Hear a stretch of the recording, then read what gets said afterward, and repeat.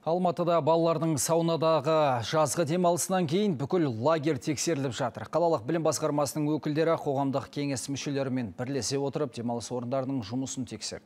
Бүгін белгіленген талапқа сай келмейтін тағы бір мекеме анықталды. Жауаптылар оларға қатысты тиісті шараларда қолдану басталып кеткенін айтты. Келісім шарт бұзылып, жауапсыз қызмет көрсетуші деп тану туралы талап арыз берілді.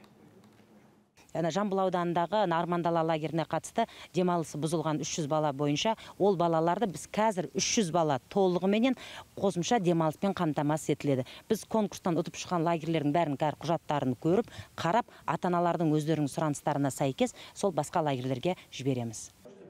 Сондай-ақ Қазақстанда балалармен жұмыс істейтін ұйымдарды тексеруге мораторийді алып тастау ұсынылды. Балалардың құқығын қорғау комитетінің төрағасы мұндай бастама бүлдіршіндердің демалысы мен білімін беру ұйымдарының жұмысын жақсартуға көмектеседі дейді.